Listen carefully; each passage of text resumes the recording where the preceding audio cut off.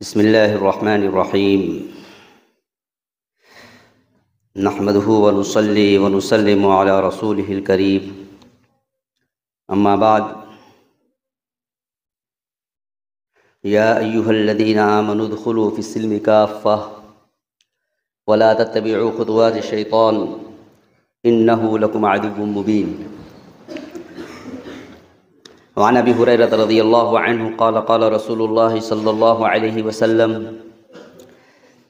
اذا اتخذ الفیء دیولا والامانة مغنما والزکاة مغرما وتعلم لغیر الدین وأطاع الرجل امرأته وعق أمه وأدنى صديقه وأقصى أباه وظهرت الأصوات في المساجد وساد القبيلة فاسقهم وكان زعيم القوم أرذلهم وأكرم الرجل مخافة شره وظهرت القينات والمعازف وشربت الخمور ولعن آخر هذه الأمة أولها فارتقبوا عند ذلك ريحا حمراء وزلزلة وخسفا ومسخا وقذفا وآيات تتابع كنظام قطع سلكه فتتابع رواہ الترمذی او کما قال علیہ الصلاۃ والسلام۔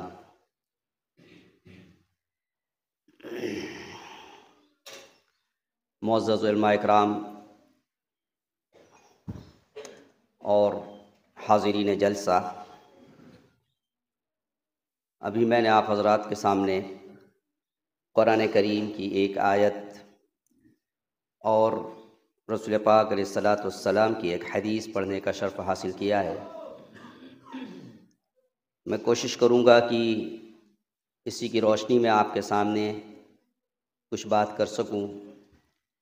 اللہ تعالیٰ سے دعا گو ہوں کہ اللہ تعالیٰ حق اور سچ بات اور ایسی بات کہلوا دے جو ہم سب کے لیے مفید ہو، مؤثر ہو۔ یہ ایک روایت ہے جس کو حضرت ابو ہریرہ رضی اللہ تعالی عنہ روایت کر رہے ہیں، جس کے بارے میں جس حدیث کو یہ کہا گیا کہ اللہ کے رسول صلی اللہ تعالی علیہ وسلم نے اور کتابوں کے اندر اس کو اشراط الساعہ کے اندر شمار کیا ہے کہ قیامت کی علامات، قیامت کب آئے گی، اس کی کیا علامتیں ہیں، کیا کی چیز دنیا کے اندر ظاہر ہونے لگیں گی تو قیامت آنے والی ہوگی۔ تو قیامت کا آنا تو بالکل برحق ہے، آنے والی ہے۔ قرآن کے اندر بھی اللہ سبحانہ وتعالی نے کئی جگہ ارشاد فرمایا ہے ان الساعة لآتیۃ لا ریب فیہا ولکن اکثر الناس لا یؤمنون، کہیں ہے، کہیں وان الساعة لآتیۃ لا ریب فیہا وان اللہ یبعث من فی القبور، کہیں پر ہے ان الساعة آتیۃ اکاد اخفیہا لتجزی کل نفس بما تسعی، تو جس سے معلوم ہوتا ہے کہ قیامت تو آ کر رہے گی اور اس کے آنے میں کسی کو شک نہیں ہونا چاہیے، اور شک ہے بھی نہیں ایمان والے کو کہ قیامت آ کر رہے گی۔ تو قیامت کی کچھ نشانیاں ایسی ہیں کہ جو بالکل قرب قیامت ظاہر ہوں گی، جس کے اندر ہم انسانوں کا کوئی عمل دخل نہیں ہے، جیسے خروج دجال کا دنیا کے اندر آنا، اس کا نکلنا، یاجوج ماجوج کا نکلنا، اسی طریقے سے حضرت عیسیٰ علیہ الصلاۃ والسلام کا نزول، حضرت مہدی کا ظہور، دابۃ الارض کا ظہور، اور سورج کا مغرب سے نکلنا، یہ ساری بڑی بڑی علامتیں اور قرب قیامت ہے۔ اسی طریقے سے بیت اللہ کا منہدم ہو جانا کہ حبشہ سے ایک صاحب آئیں گے، نکلیں گے اور وہ بیت اللہ کی ایک ایک اینٹ کو نکال دیں گے اور بالکل ختم کر دیں گے۔ تو یہ قرب قیامت کی بڑی بڑی نشانیاں ہیں۔ اس کے اندر ہمارے عمل کا کوئی بھی دخل نہیں کہ یہ ہو کر کے رہے گا۔ اس سے پہلے ایک دوسری علامت وہ ہے جس کے اندر ہمارے عمل کا، ہمارے اخلاق کا، ہمارے معاملات کا دخل ہے، کہ جب ہمارے اندر یہ ساری چیزیں جس کو اللہ کے رسول صلی اللہ تعالیٰ علیہ وسلم نے 15 چیزیں، 15 علامتیں ایک ساتھ بیان کی ہیں تو اس سے زیادہ، لیکن جب یہ 15 چیزیں اس امت کے اندر پائی جانے لگیں گی تو سمجھ جائیں کہ بس قیامت بالکل قریب ہے۔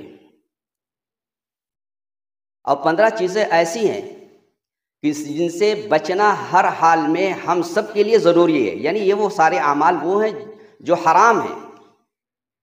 جس کے کرنے کی بالکل بھی گنجائش نہیں ہے، اور ہر عمل ایسا ہے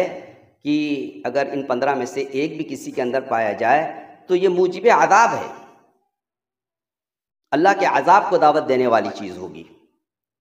اللہ کے رسول صلی اللہ تعالی علیہ وسلم نے 15 چیزوں کو ایک ساتھ بیان کیا تاکہ ہم لوگ سمجھ سکیں، اس سے اپنے آپ کو بچا سکیں. سب سے پہلی چیز جس کو آپ نے بیان فرمایا، اذا اتخذ الفیء دیولا. پہلے ایک مرتبہ ترجمہ سن لیں، پھر حال کی تشریح کر کے اپنی بات ختم کروں گا. اذا اتخذ الفیء دیولا، کہ جب فے کو ذاتی جاگیر سمجھ لیا جانے لگے. فے اسے کہتے ہیں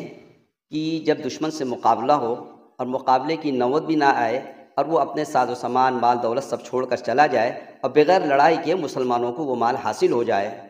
اس کو کہتے ہیں فے. اس کو آدمی اپنی ذاتی ملکیت سمجھ لے، یا ایک فے کا ترجمہ مال غنیمت کے نام پر بھی بولا جاتا ہے کہ مال غنیمت ہے، لڑائی ہوئی، دشمن سے مقابلہ ہوا اور بہت سارے ساز و سامان حاصل ہوئے، اب اس کو اپنی ذاتی ملکیت سمجھ کر کے جیسے چاہا خرچ کرنے لگا. تو کہا کہ جب ایسی حالت پیدا ہو جائے، اس کی تشریح تو اور بھی آئے گی انشاءاللہ آئے گی. والامانۃ مغنما، اور امانت کو مال غنیمت سمجھ لے. امانت آدمی سنتے ہیں، ابھی سنا آپ نے حسن مجھ سے بھی سنا مولانا سے، کہ امانت ہے، کوئی آدمی اپنا مال رکھا ہے کسی کے پاس، اس کا امین ہے، اس کی حفاظت کرنا اس کی ذمہ داری ہے. امانت رکھا ہے اور اس کو وہ اپنے طریقے سے اس کو مال غنیمت سمجھ کر کے، جسے مال غنیمت کسی کو حاصل ہو جائے تو غنیمت کا مال کا مطلب وہ پورے طریقے سے اس کو اختیار ہوتا ہے، اس کو اپنے اوپر اور جیسے چاہے خرچ کر سکتا ہے. لیکن امانت کے اندر اگر کوئی آدمی کوئی سامان کسی کے پاس رکھ دیا ہے تو بے عین ہی اس مال کو اس کو لوٹانا ضروری ہے. تو کسی کے پاس امانت ہے، اس امانت کو وہ مال غنیمت سمجھ کر کے اس کو خرچ کرنے لگا، اس کے اندر تصرف کرنے لگا. تو کہا کہ یہ دوسری علامت ہے کہ امت کے اندر اگر یہ چیزیں آ رہی ہیں تو بڑے ڈرنے کی بات ہے. تیسری چیز فرمائی والزکاۃ مغرما، زکوٰۃ کو تاوان سمجھنے لگے. زکوٰۃ جو ارکان اسلام میں ہے، جس کا منکر دائرہ اسلام سے ہی خارج ہو جاتا ہے. آج حالات یہ ہے کہ زکوٰۃ کو بجائے خوش دلی سے ادا کرنے کے بد دلی کے ساتھ یا بس اناپ شناپ کسی طریقے سے خرچ کر دیتا، دے دیتا ہے، ادا کر دیتا ہے. عموماً یعنی اکثر یہ کہا جا سکتا ہے کہ آدمی اچھی طریقے سے حساب لگا کر کے پوری طریقے سے ادا نہیں کرتا. یہ اس کے لیے بہت ہی بار گرا ہوتا ہے، بہت بھاری سمجھتا ہے کہ مال کو کی زکوٰۃ کو ادا کرے. تو کہا کہ جب مال زکوٰۃ کو یہ ٹیکس سمجھ لینے لگے، مال کو تاوان کی طریقے سے اگر ادا کرنے لگے تو سمجھ جاؤ کہ یہ قیامت کے آنے کے لیے تیسری علامت ہے. چوتھی بات فرمائی وَتُعِلِّمَ لِغَيْرِ الدِّينِ، علم دین کو حاصل کرے دوسرے مقاصد کے لیے، غیر دین کے لیے، کسی دنیاوی منفعت کے لیے حاصل کرنے لگے. جیسے کوئی آدمی علم دین حاصل کر رہا ہے تو اس کا مقصد ہونا چاہیے رضائے الہی، اللہ کو راضی کرنے کی نیت ہونی چاہیے کہ اللہ تعالیٰ نے جن جن چیزوں کا حکم دیا ہے اس کو کرنے والے ہو جائیں، اللہ کے حلال حرام کو پہچانیں اور اس کے مطابق عمل کریں. تو بجائے اس کے اس کی عادت یہ ہو گئی کہ علم دین حاصل کیا ہے اور اس سے دنیاوی منفعت چاہ رہا ہے. جیسے کوئی کی نیت ہو کہ ہم امام صاحب بن جائیں، یا ہم علم دین حاصل کر کے کہیں کہ قاضی بن جائیں، یا اس کے ذریعے سے کوئی اور عہدہ حاصل کر لیں، یا ہمارے گھر کے اندر یہ کام ہوتا رہا ہے، ہمارے والد صاحب کسی سرکاری ملازم تھے بربنائے عالم، تو اس عہدے کو ہم بھی حاصل کر لیں. اگر یہ سب نیت ہے تو کہا کہ سمجھ جائیے چوتھی علامت ہے. ابھی میں آپ کے سامنے ترجمہ کر رہا ہوں. وَأَطَاعَ الرَّجُلُ امْرَأَتَهُ، مرد آدمی اپنی عورت کی تو اطاعت کرنے لگے، اس کی ہر بات کو ماننے لگے. وَأَقَّ أُمَّهُ، اور اپنے ماں کی نافرمانی کرنے لگے. الٹ گیا، اپنے ماں کی نافرمانی پر آ جائے اور اپنی بیوی کی ہر بات کو ماننے لگے۔ وَأَدْنَىٰ صَدِيقَهُ وَأَقْصَىٰ أَبَاهُ، اپنے دوست کو اپنے سے قریب کرنے لگے، بس سب کچھ اس کا دوست ہے، سارے مشورے دوست سے ہوں گے، بس وہ ان کا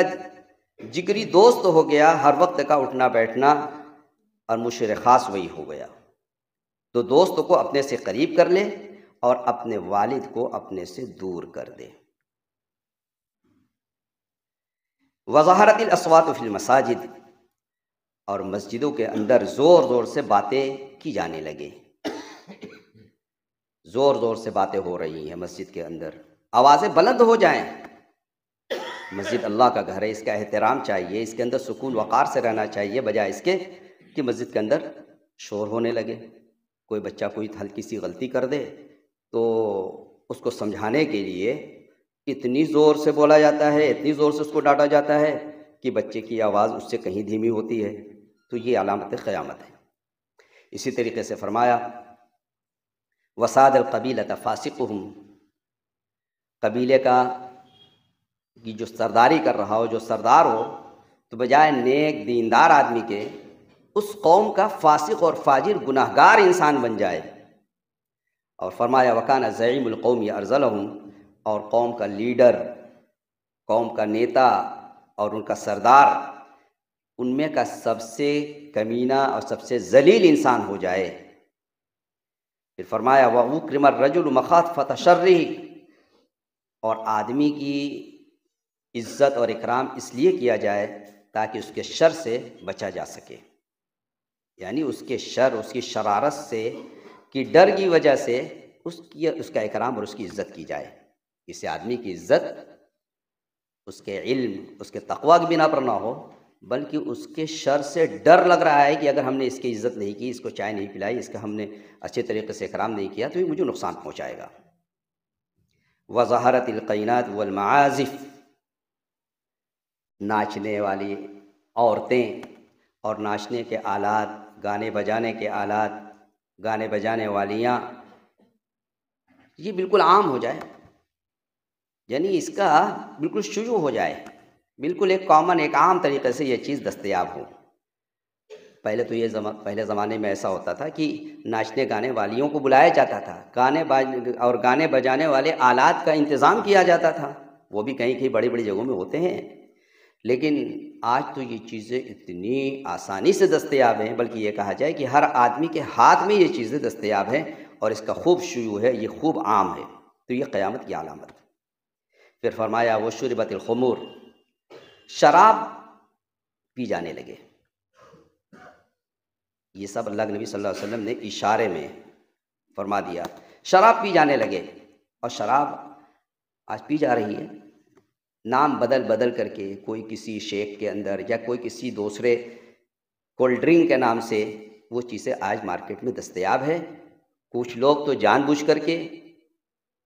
اس کو پیتے ہیں، کچھ لوگ انجانے کے اندر اس کو پی رہے ہیں، اس کا بہت چلن ہے۔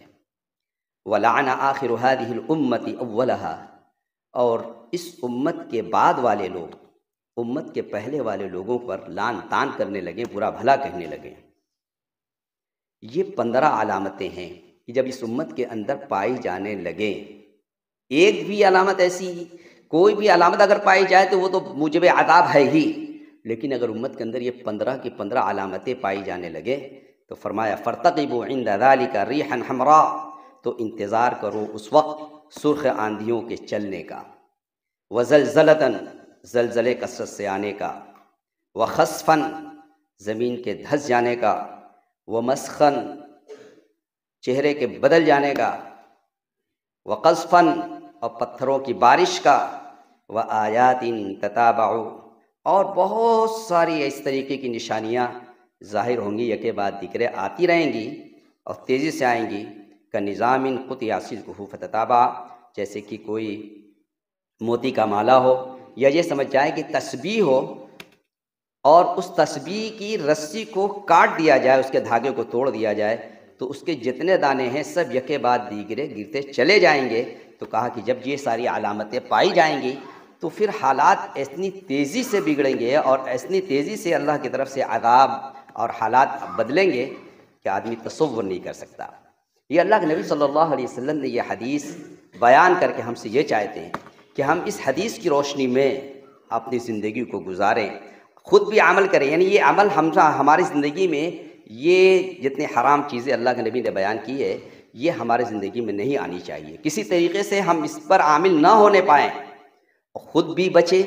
اپنی اولاد کو بچائیں، اپنے ماتحتوں کو بچائیں، جہاں جہاں پر ہمارے اثر رسوخ کام کرتے ہوں وہاں پر ہم اس بات کو پہنچائیں۔ اس لیے کہ اللہ سبحانہ وتعالیٰ نے اس امت کو خیر امت بھی کہا ہے، امر بالمعروف نہی عن المنکر اس امت کا امتیازی وصف ہے۔ اللہ سبحانہ وتعالیٰ نے قرآن کے اندر فرمایا ہے کنتم خیر امت اخرجت للناس تأمرون بالمعروف وتنہون عن المنکر وتؤمنون باللہ، کہ تم بہترین امت ہو، لوگوں کو نفع پہنچانے ہی کے لیے پیدا کیے گئے ہو، لوگوں کو بھلی باتوں کا حکم کرتے ہو اور بری باتوں سے روکتے ہو۔ تو جہاں کہیں بھی برائی دیکھی جائے اس سے روکنا ہر امتی کا فرض ہے، ہر امتی کی ذمہ داری ہے۔ اچھائی کا حکم کرتے رہو، برائی دیکھو، برائی سے بچاتے رہو۔ تو یہ ساری باتیں جو اللہ کے نبی صلی اللہ علیہ وسلم نے ایک ساتھ بیان کی ہے اشراط الساعہ کے ضمن میں، تو ان باتوں کو ہم ذہن میں رکھیں، خود بھی بچیں اور لوگوں کو اس سے بچائیں، کوشش کریں، یہ ہماری ذمہ داری ہے۔ تو ہلکی تشریح آپ کے سامنے کر دیتا ہوں کہ اذا اتخذ الفیء دیولا، آپ نے فرمایا کہ جب فے اور مال غنیمت، بلکہ اس کی تشریح یہ آج کے زمانے میں یہ کہا جائے کہ مشترکہ مال، اس کو ذاتی ملکیت اس کو سمجھ لیا جائے۔ دیول کا معنی آتا ہے کہ جیسے ایک ہاتھ سے دوسرے ہاتھ کو پہنچ جانا، باپ کا بھی مالک تھا تو اس کا بیٹا ہو جائے، بیٹا کے بعد اس کا بیٹا ہو جائے، اس طریقے سے وہ جاگیردارانہ نظام چلنے لگے۔ تو جیسے کوئی مشترک مال ہے، جیسے مدرسے کا مال ہو گیا، یا کوئی بیت المال کے اندر مال جمع ہوتا ہے، لوگوں کی زکوٰۃ جمع ہوا کرتی تھی یا جمع ہوتی ہے، اسی طریقے سے اور بھی کوئی مال مشترک ہمارے پاس ہے، یعنی جس کے اندر کوئی ایک آدمی مالک نہیں ہے، اس کے اندر بہت سارے لوگوں کی ملکیت ہے، اس کے اندر یہ بات بھی آ جائے گی۔ اور ان مشترکہ مال کے اندر کوئی شخص اپنے طریقے سے اس کو خرچ کرنے لگے، یہ بھی بات آئے گی۔ ورنہ تو کوئی قوم کا، اپنی ملت کا کوئی مشترکہ مال ہے، فنڈ ہے، جس کے اوپر کوئی آدمی مالک نہیں ہوتا ہے، اس کو ذمہ دار بنایا گیا اور وہ ذمہ داری کو اس طریقے سے نبھا رہا ہے کہ جیسا کہ وہ اس کی جاگیر ہے، اس کو اپنے طریقے سے خرچ کر رہا ہے، اور یہ جاگیردارانہ نظام یہ پشتینی چلا آ رہا ہے، آگے چلتا چلا آ رہا ہے۔ تو کہا کہ اگر ایسا ہوا تو بہت خطرے کی بات ہے۔ والامانۃ مغنما، امانت کو مال غنیمت سمجھ لیا جائے کہ اور یہ امانت کا اگر مفہوم کو عام کر لیا جائے، عام سمجھ لیا جائے تو امانت بہت طرح کی ہوتی ہے۔ ہم لوگ عام طریقے سے سمجھتے ہیں کہ مالوں کی امانت، کہ آدمی کوئی مال کسی کے پاس رکھ دے تو اس کی ذمہ داری ہے کہ اس کی حفاظت کی جائے، اور جب یہ جس نے امانت رکھی ہے جب وہ اپنا مال مانگے تو اس کو دے دینا چاہیے۔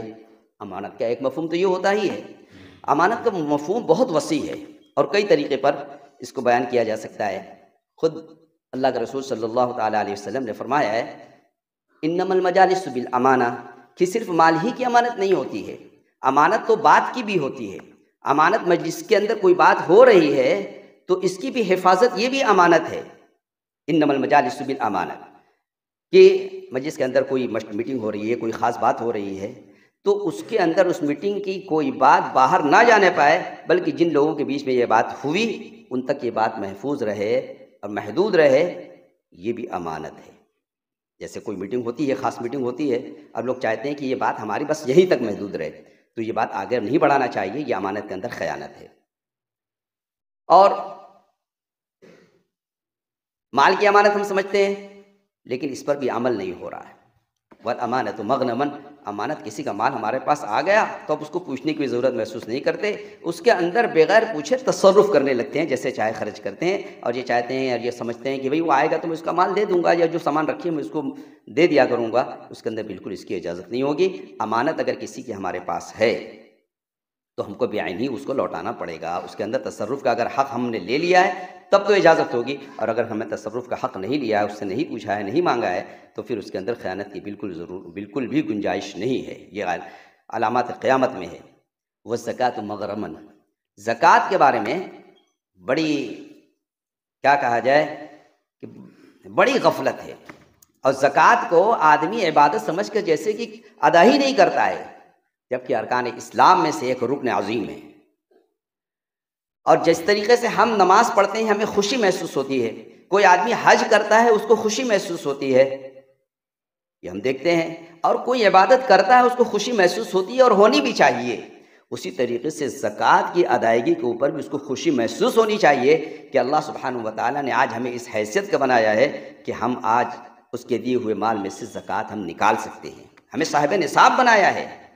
ہمیں اس پر خوشی محسوس کرنی چاہیے، خوشی حاصل ہونی چاہیے۔ لیکن بجائے اس کے کہ ہم نے مال کمایا تو ہم مال کے کمانے کے اندر ہم یہ سمجھتے ہیں کہ ہم نے اپنی محنت سے اپنی کوشش سے ہم نے مال کمایا ہے، اب اس کو نکالنے میں ہمیں درد ہوتا ہے، جبکہ کبھی یہ نہیں سوچتا ہے کہ یہ مال اور یہ جان اللہ کی دی ہوئی امانت ہے، اللہ تعالیٰ نے ہمیں دے رکھا ہے اور اس کے بارے میں ہم سے سوال بھی ہوگا۔ تو اس نے جب مال دیا ہے اسی کے کہنے پر ہمیں صرف 2.5%، 40واں حصہ ہمیں نکالنا ہوتا ہے، اور وہ سال گزرنے کے بعد جو بہت معمولی مقدار ہے۔ اگر یہ ہوتا اللہ تعالیٰ کی طرف سے اگر یہ بھی حکم ہو جاتا کہ تم جب بھی انکم تمہاری آ جائے، جب بھی تم کمائی کرو، ہر کمائی کے اوپر، ہر بل کے اوپر تمہیں اتنا نکالنا ہے، تب بھی ہمارا حق بنتا تھا کہ ہم مالک الملک، ہمارا اللہ ہم سے مطالبہ کر رہا ہے تو ہمیں اس کو ادا کرنا ہے، اس کو کرنا ہی کرنا ہے۔ لیکن اللہ تعالیٰ نے ہمارے اوپر بڑا ہی نرمی، بڑا ہی رحمت کا معاملہ کیا کہ سال بھر تک خوب کمائی کرو، کوئی روک ٹوک نہیں، حلال طریقے سے کماؤ، جب سال اس مال کے اوپر گزر جائے تو 40واں حصہ 2.5% نکالنا ہے، اور اس نکالنے کے اندر ہمیں خوشی ہونی چاہیے۔ صحابہ اکرام رضی اللہ عنہ مجمعین کے حالات آپ نے پڑھے ہوں گے کہ صحابہ اکرام جب ان کو زکوٰۃ نکالنے کا موقع مل جاتا تھا، کبھی ان کے اوپر پہلی سال زکوٰۃ فرض ہو جاتی تھی تو وہ خوش ہو جایا کرتے تھے، اور جب کوئی عامل زکوٰۃ ان تک پہنچتا تھا تو وہ خوش ہو جایا کرتے تھے، اور جتنی زکوٰۃ ان کے اوپر واجب ہوا کرتی تھی اس سے زیادہ اور اس سے اچھی زکوٰۃ نکال کر کے دینا پسند کیا کرتے تھے۔ آج وہ حال نہیں ہے، صحابہ اکرام زکوٰۃ نکالتے تھے خوش دلی کے ساتھ۔ اگر ان کے پاس بکریوں کی زکوٰۃ ہے، اونٹ پالتے تھے، بکریاں پالتے تھے، اور دوسرے جانور بھی ہوتے تھے، جانور کی بھی زکوٰۃ نکالی جاتی ہے۔ اسی طریقے سے جب ان کے پاس مان لیجئے کہ ان کے 40 بکریوں میں سے ایک بکری ان کو دینا ہے، تو وہ چاہتے تھے کہ سب سے بڑھیا اللہ کے راستے میں خرچ کیا جائے۔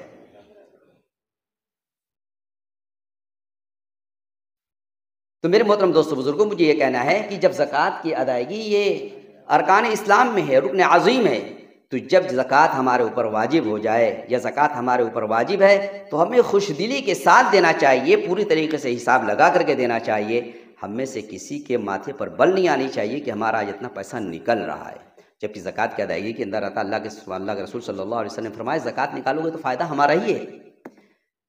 زکوٰۃ کے ذریعے سے اپنے مالوں کی حفاظت کرو، اور صدقات کے ذریعے سے اپنے جانوں کی حفاظت کرو، یہ ہے اس کا فائدہ۔ زکوٰۃ، جس مال کی زکوٰۃ ادا نہیں کی جاتی ہے وہ مال برباد ہو جاتا ہے، چاہے خشکی کے اندر چاہے تری کے اندر وہ برباد ہو جائے، وہ زکوٰۃ کے نہ ادا کرنے ہی کی وجہ سے ہوتا ہے۔ اس لیے زکوٰۃ کو خوش دلی کے ساتھ ہمیں ادا کرنا ہے، اس کو تاوان اور ٹیکس سمجھ کر کے ہمیں نہیں ادا کرنا ہے۔ اگر ایسی ہمارے اندر ایسی نیت اور اگر ایسا ہمیں احساس ہوتا ہے تو اس کو صحیح کرنے کی ضرورت ہے۔ وَتُعَلِّمَ لِغَيْرِ الدِّينِ، یہ بات آ گئی کہ دین، جب بھی علم کی بات آتی ہے تو علم سے مراد علم دین ہوتا ہے۔ علم دین کو حاصل کیا جائے اللہ کی رضا کے لیے، دنیاوی کسی منفعت اور کسی غرض سے نہ حاصل کیا جائے، یہ مطالبہ ہے۔ ایک واقعہ یاد آیا کہ ملک توسی ایک صاحب تھے، بڑے آدمی تھے، انہوں نے ایک یونیورسٹی، ایک بڑا مدرسہ بنوایا تھا، بہت بڑا مدرسہ بنوایا، اور اس کا پورا خرچ وہی دیا کرتے تھے، نیک آدمی تھے۔ تو ایک مرتبہ انہوں نے کہا کہ چلو دیکھتے ہیں کہ ہمارے مدرسے کے اندر، ہمارے جامعہ کے اندر جو طلبہ پڑھتے ہیں ان کی نیت کیا ہے، ذرا ٹٹولا جائے۔ تو مدرسے کے جائزے کے لیے نکلے تو دیکھا بچے پڑھ رہے ہیں، ادھر ادھر سب طرف پڑھ رہے ہیں، پڑھائی کا ماحول تھا۔ تو بچوں سے پوچھنے لگے کہ بیٹا تم اس مدرسے میں پڑھتے ہو، تمہاری کیا نیت ہے، تم کیوں علم دین حاصل کرنا چاہتے ہو، تم یہاں کیوں پڑھ رہے ہو؟ تو جس سے پوچھے وہ کہے کہ میں اس لیے علم دین حاصل کرنا چاہتا ہوں تاکہ میں فارغ ہونے کے بعد میں کہیں کا امام بن جاؤں۔ اچھا، دوسرے بچے سے پوچھتے ہیں کہ تم کیوں یہاں پڑھ رہے ہو؟ تو وہ کہے کہ میں یہ چاہتا ہوں کہ میرے والد صاحب قاضی تھے اور میں فارغ ہونے کے بعد میں بھی قاضی بن جاؤں۔ اسی طریقے سے اور بچوں سے پوچھتے رہے، سب کچھ نہ کچھ دنیاوی منفعت، دنیاوی غرض بتلاتے رہے۔ بہت افسوس ہوا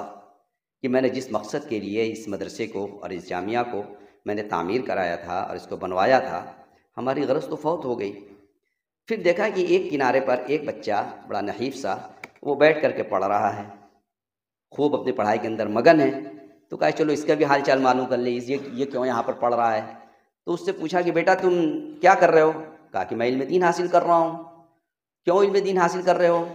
تو اس نے کہا کہ میں اس لیے علم دین حاصل کر رہا ہوں تاکہ میں علم دین حاصل کرنے کے ذریعے اپنے اللہ کو راضی کر لوں کہ اللہ تعالیٰ نے ہمیں دنیا کے اندر پیدا کیا ہے تو پیدا کرنے کا مقصد کیا ہے اور ہماری اصل زندگی کیا ہے، ہمیں مرنا ہے، مرنے کے بعد ہمیں کہاں جانا ہے، اس کی تیاری کرنا ہے۔ اور اس علم کے ذریعے سے ہمیں حلال حرام، اللہ تعالیٰ نے کس چیز کو حلال کیا ہے، کس چیز کو حرام کیا ہے، کس چیز پر عمل کرنا ہے، کس پر عمل نہیں کرنا ہے، ان تمام چیزوں کو سیکھنے کے لیے میں اس مدرسہ کے اندر آیا ہوں۔ جب اس کا یہ جواب سنا ہے تو یہ خوش ہو گئے، باغ ہو گئے اور کہا کہ بیٹا صرف تمہاری وجہ سے میں اس جامعہ کو باقی رکھ رہا ہوں، ورنہ جتنے بھی تمہارے ساتھیوں سے میں نے پوچھا ہے ان کا جواب سن کر کے مجھے تو کوفت ہو گئی کہ میرے تو مدرسے کی تعمیر کا مقصد ہی فوت ہو گیا۔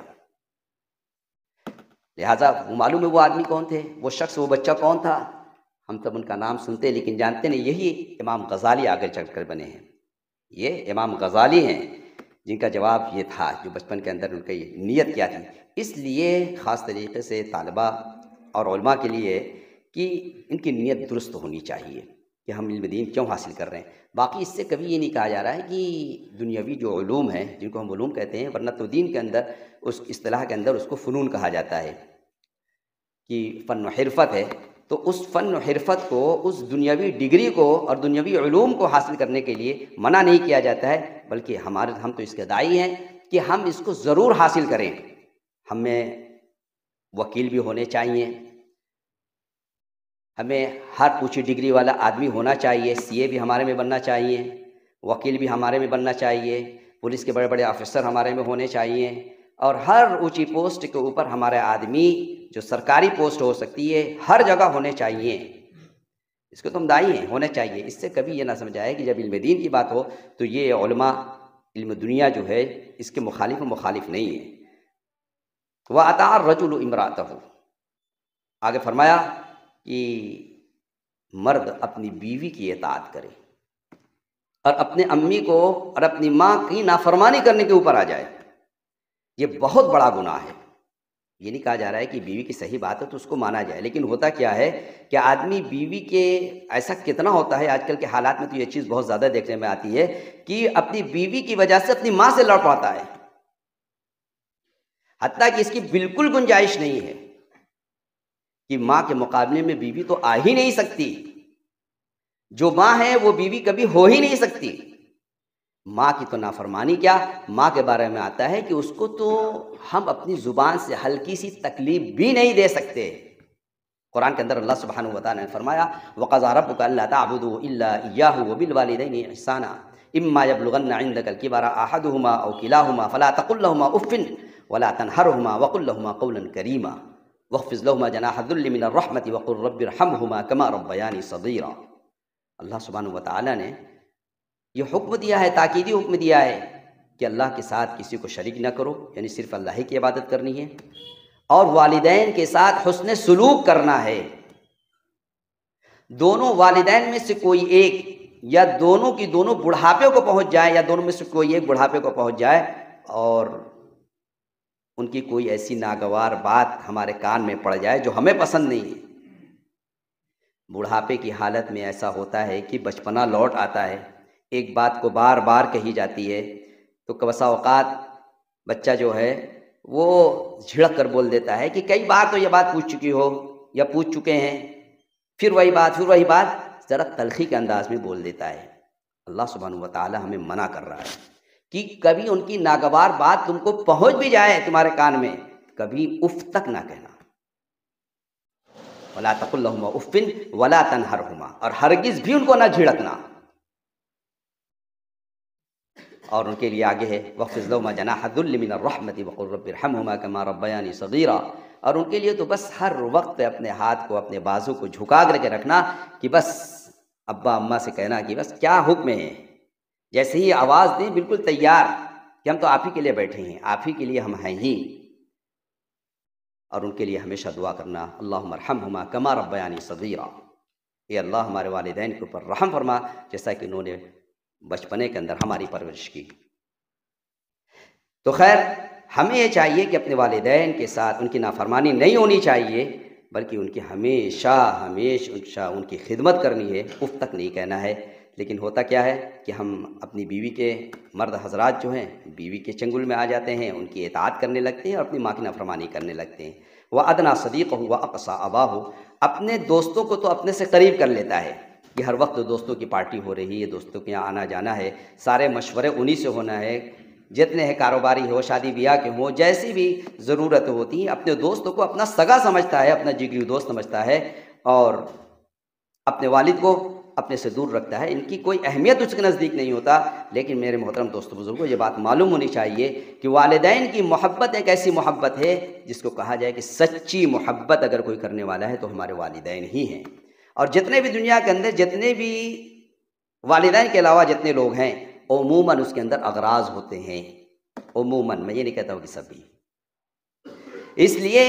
ہم دوستی کریں تو دوستی کرنے کا بھی ایک پیمانہ ہے، وہ بھی اللہ کے رسول صلی اللہ علیہ وسلم نے فرما دیا ہے، بتا دیا ہے، لیکن میں بہت زیادہ تشریح نہیں کر سکتا، ابھی وقت بھی کم ہے۔ وَأَدْنَىٰ صَدِيقَهُ، عادت ہماری یہ ہے کہ اپنے دوستوں کو اپنے سے قریب کرتے ہیں۔ میں یہ نہیں کہتا ہوں کہ اپنے دوستوں کو سب کو ہٹا دو، سب سے بگاڑ کر لو، سب کو اپنے سے دور کر دو، نہیں، جس کا جو حق ہے وہ حق ان کو ملنا چاہیے۔ ہمارے والدین اور ہمارے باپ، ان کو ہم اپنے سے ہمیشہ قریب رکھیں، انہی کو سمجھیں ہم ان کی اولاد ہیں۔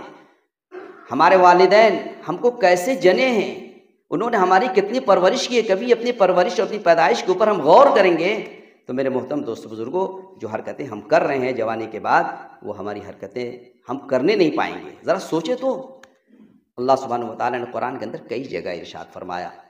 ہمیں سوچوا رہے ہیں، ہمیں سمجھا رہے ہیں، متنبہ کر رہے ہیں۔ وَوَصَّيْنَا الْإِنسَانَ بِوَالِدَيْهِ إِحْسَانًا حَمَلَتْهُ أُمُّهُ كُرْهًا وَوَضَعَتْهُ كُرْهًا وَحَمْلُهُ وَفِصَالُهُ 30 شهرًا، کہیں پر وَوَصَّيْنَا الْإِنسَانَ بِوَالِدَيْهِ حَمَلَتْهُ أُمُّهُ وَهْنًا عَلَىٰ وَهْنٍ وَفِصَالُهُ فِي عَامَيْنِ أَنِ اشْكُرْ لِي وَلِوَالِدَيْكَ إِلَيَّ الْمَصِيرُ، کہیں پر وَوَصَّيْنَا الْإِنسَانَ بِوَالِدَيْهِ إِحْسَانًا حَمَلَتْهُ أُمُّهُ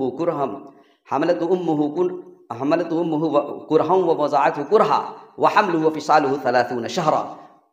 تو فرمایا اللہ سبحانہ وتعالیٰ نے تاکیدی حکم دے کر کے کہا ہے کہ اپنے والدین کے ساتھ حسن سلوک کرتے رہنا، بدسلوکی کسی بھی حال میں نہیں کرنا ہے۔ کیوں کرنا ہے؟ کہا کہ ذرا اپنی پیدائش پر غور کرو کہ تمہاری ماں نے کیسے تم کو جنا ہے، حمل کی مدت 9 مہینے ماں کے پیٹ کے اندر رہے ہو، پھر اس مدت کے اندر کتنی ماں نے مشقت برداشت کی ہے،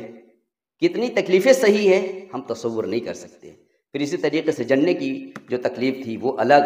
پھر اس کے بعد دودھ پلانے کی الگ، پھر جب تک ہم اس لائق نہیں ہوگی، اپنے ہاتھ پیر پر چلنے لائق نہیں رہے، ہماری ماں ہمیشہ ہماری خدمت کرتی رہی، رات دن ہماری ہی فکر تھی، رات میں اپنی قربانی، رات میں اپنی نیند کی قربانی وہ دے رہی ہیں، ہم رو رہے ہیں پریشان وہ ہو رہی ہیں، ہم بھوکے پیاسے ہیں تو ہماری فکر ان کو ہے اور ہمیشہ رہتی ہے، ہم بڑے ہو جاتے ہیں تو بھی ہماری ماں کو ہماری فکر ہوتی ہے، ہم جوان ہو گئے تب بھی ہماری ماں کو ہماری فکر رہتی ہے۔ آپ دیکھتے ہیں، ہم سب دیکھتے ہیں کہ والدین کو اس وقت تک نیند نہیں آتی ہے جب تک کہ ہمارا بچہ گھر میں آ نہیں جاتا۔ تو والدین کی محبت عجیب ہے، سچی محبت ہے، لیکن کیا ہوتا ہے کہ وہ لڑکا جوان ہوا، ماں کی اور والدین کی ایک امید ہوتی ہے کہ ہمارا بچہ جوان ہو جائے، اس کی شادی کریں گے، بڑھاپے کا سہارا ہوں گے، بڑی امیدیں لگائے رہتی ہیں، لیکن بچے کی شادی کرتے ہیں اور بیوی کے پیچھے ایسا بھاگتا ہے اور ایسا لٹو ہو جاتا ہے کہ اپنے والدین کی سارے احسان کو وہ بھول جاتا ہے، فراموش کر جاتا ہے، بلکہ نافرمانی کے اوپر اتر آتا ہے۔ کتنے حالات، کتنے واقعات آپ بھی سنتے ہیں، ہم بھی سنتے ہیں کہ ایسے بھی بدبخت ہیں جو اپنے والدین کے اوپر ہاتھ اٹھا چکے ہیں۔ یہاں پر تو صرف بات یہ ہے کہ بیوی کی اطاعت کرنے لگے اور اپنے ماں کی نافرمانی کرنے پر آ جائے، اپنے دوستوں کو قریب کر لے، اپنے والد کو اپنے سے دور کر دے، اس کو اس لائق نہیں سمجھتا ہے کہ ان سے مشورہ لیا جائے، ان کے پاس بیٹھا جائے۔ ورنہ حدیث کے اندر ہے، اللہ سبحانہ وتعالیٰ نے فرمایا، اللہ کے رسول نے فرمایا کہ باپ کی رضا میں اللہ کی رضا ہے، اب باپ کی ناراضگی میں اللہ کی ناراضگی ہے۔ تو اس لیے ہمیں اپنے والدین کی بڑی عزت، بہت عزت کرنے کی ضرورت ہے، ان کے بڑے حقوق ہیں، ان کو ادا کرنے کی ہمیں کوشش بھی کرنی ہے۔ وظہرت الاصوات فی المساجد، اور مسجدوں کے اندر آواز ہونے لگے، یعنی زور زور سے باتیں ہونے لگیں یا دنیاوی باتیں مسجد کے اندر ہونے لگے، تو سمجھ جائیے قیامت کی علامت پائی جا رہی ہے۔ اور آج بہت عام ہو رہا ہے، دھیرے دھیرے ہم دیکھ رہے ہیں کہ ہمارے بزرگ حضرات، کوئی ان کے من کے خلاف کوئی کام ہو گیا مسجد کے اندر، تو ان کی آواز اتنی زور سے نکلتی ہے کہ سارے مسجد کے اندر مصلی جو نماز پڑھنے والے ہیں یا دور دراز رہنے والے بھی سن لیتے ہیں کہ بھائی کچھ ہو رہا ہے، مسجد کے اندر لڑائی ہو رہی ہے۔ یہ قیامت کی علامت ہے، اس سے ڈرنا چاہیے اور بچنے کی ضرورت ہے۔ آپ جانتے ہیں کہ مسجد کے اندر دنیاوی باتیں کرنا یہ نیکیوں کو ایسے کھا جاتی ہے جس طریقے سے آگ لکڑی کو کھا جاتی ہے۔ تو مسجد کے اندر ہمیں دنیاوی باتیں نہیں کرنی ہے، زور زور سے نہیں بولنا ہے، یہ قیامت کی علامت ہے۔ آپ کو معلوم ہوگا کہ حضرت عمر رضی اللہ تعالیٰ عنہ ایک مرتبہ مسجد نبوی کے اندر تشریف رکھتے تھے، دو صاحب کہیں سے آئے ہوئے بیٹھے ہوئے تھے اور وہ زور زور سے بات کر رہے تھے۔ حضرت عمر رضی اللہ تعالیٰ عنہ نے ایک بجری اٹھائی، یہ مسجد جو تھی اس وقت چٹائی اٹھائی اور پکی فرش نہیں رہا کرتے تھے، وہ کنکریلی زمین ہوا کرتی تھی، تو ایک کنکر اٹھایا اور قریب میں ایک صاحب بیٹھے ہوئے تھے، وہ کنکر سے اس آدمی کو پھینک کر مارا، مطلب کہ ایسے پھینک کر کے متوجہ کیا۔ وہ جب متوجہ ہوا تو اس سے کہا کہ ان دو شخصوں کو میرے پاس بلا لاؤ، بلا کر کے لے کر کے آئے۔ دیکھیے کتنا احتیاط ہے کہ مسجد ہے تو زبان سے زور سے نہیں بول رہے ہیں، ہلکے سے اشارہ کیا، ایک کنکری پھینکی ہے اور کہا کہ اس کو بلا لاؤ۔ جو لے کر کے آئے ان سے پوچھا کہ تم دونوں کہاں سے آئے ہو؟ تو انہوں نے کہا کہ ہم دونوں طائف سے آئے ہیں۔ تو کہا کہ اگر تم لوگ طائف کا نہ ہوتے اور مدینہ کو ہوتے تو تم کو ایسی سزا دیتا ہے کہ کبھی نہ بھولتے، کہ تم کو پتہ ہی چل جاتا۔ مسجد نبوی کے اندر اور مسجد کے اندر زور زور سے باتیں کر رہے ہو، مسجد کے اندر سے بالکل بھی اس کی اجازت نہیں۔ اسی طریقے سے تمام مساجد کے اندر ہمیں اس بات کا خیال رکھنا ہے کہ ہماری آوازیں کبھی بلند نہ ہونے پائے، اتنی آواز سے ضروری باتیں کرنی ہے کہ جو سب کو کافی ہو جائے۔ وساد القبیلۃ فاسقہم، فرمایا کہ قبیلے کا جو سردار ہو، اس کے اندر سب آ جاتے ہیں کہ ہمارے گھر کا جو مکھیا ہو، ہمارے خاندان کا کوئی مکھیا ہو، یا ہمارے برادری کا کوئی آدمی ہو جس کو ہم ماتو کہیں گے یا سردار کہیں گے، ایسا آدمی بجائے نیک اور دیندار ہونے کے فاسق بن جائے تو سمجھ جائیے قیامت کی علامت۔ اسی طریقے سے قوم کا لیڈر بڑا ہے، اس کی حیثیت بھی آگے سے اس کو لے کر چلیں، چاہے ہمارا پرائم منسٹر ہو، اس کے بعد آپ سی ایم کے اندر آ جائیں، چاہے اور بھی شہر کے اندر آ جائیں، اور اس سے جتنے بھی لیڈرشپ ہے، جتنے بھی لوگ ہیں، اگر یہ ہم ان کو، اس لیے کہ وہ ہمارے اختیار سے بنتے ہیں، ہماری ووٹنگ سے بنتے ہیں یا ہماری رائے سے بنتے ہیں، تو اگر ایسے لوگ فاسق اور فاجر کو، اور دنیا بلکہ ہے لوگوں میں سب سے ذلیل اور کمینہ انسان اگر ہمارا لیڈر بن گیا تو سمجھ جائیے کہ یہ بھی قیامت کی علامت ہے۔ اس لیے بہت سوچ سمجھ کر اپنے قبیلے کا سردار ہو یا ملک کا لیڈر ہو، اس کا انتخاب کرنے کی ضرورت ہے۔ وَأُكْرِمَ الرَّجُلُ مَخَافَةَ شَرِّهِ، یہ آدمی کسی آدمی کا اکرام اس وجہ سے کرے کہ یہ بہت نالائق آدمی ہے، یہ بڑا شریر آدمی ہے، یہ بڑا کینہ پرور آدمی ہے، اگر ہم نے اس کا اکرام نہیں کیا تو یہ ہمیں نقصان پہنچائے گا۔ کوئی پولیس افسر آ گئے، کوئی کسی طریقے سے ناحق ٹیکس لینے کے لیے چلے آئے، یا ایسا کوئی آدمی ہے بدماش آ گیا، اب بدماش ہے تو اس کا اکرام ہے، اب وہاں پر ہم نہیں بھی ہیں تو اس سے کہہ رہے ہیں کہ بھائی اگر ایسا آدمی کوئی آئے گا تو اس کا اکرام کرنا، ورنہ تو ہمیں نقصان پہنچا دے گا۔ تو اگر یہ حالات بن جائیں بس تیار رہیے گا کہ بس قیامت آنے والی ہے۔ وظہرت القینات والمعازف، یہ بہت اہم مضمون ہے کہ ناچنے گانے والی لڑکیاں اور ناچنے گانے کے آلات بالکل عام ہو جائیں، تو آج اس کے لیے تو یہ موبائل اس کی طرف سے کافی ہے،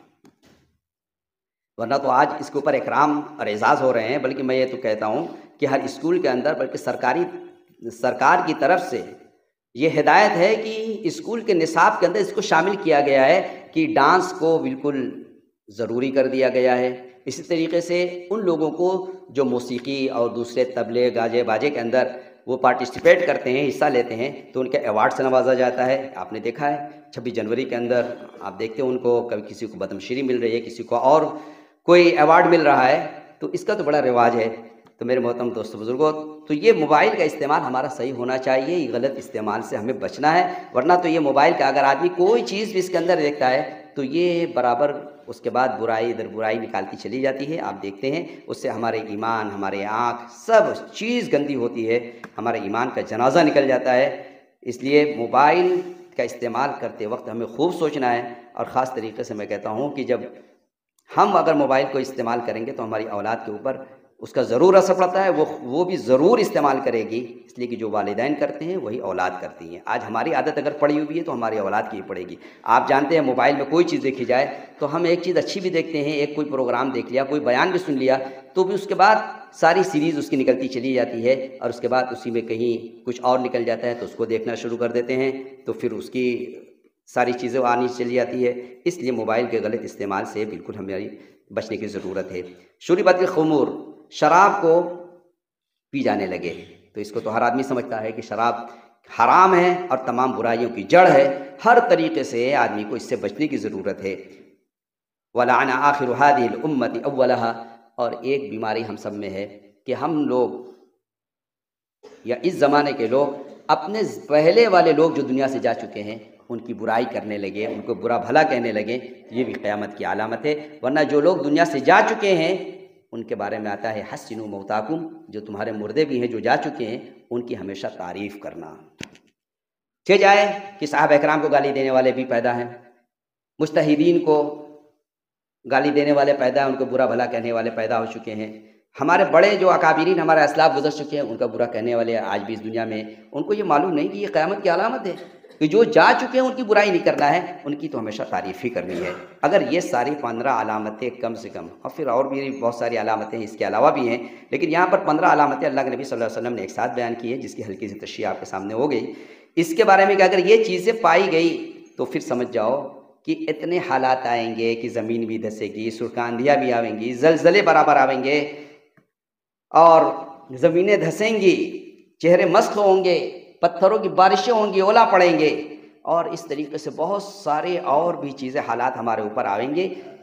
یعنی کہ ہمارے اوپر حالات بیماری کے بھی آئیں گے، دوسری چیزوں کے بھی حالات آئیں گے،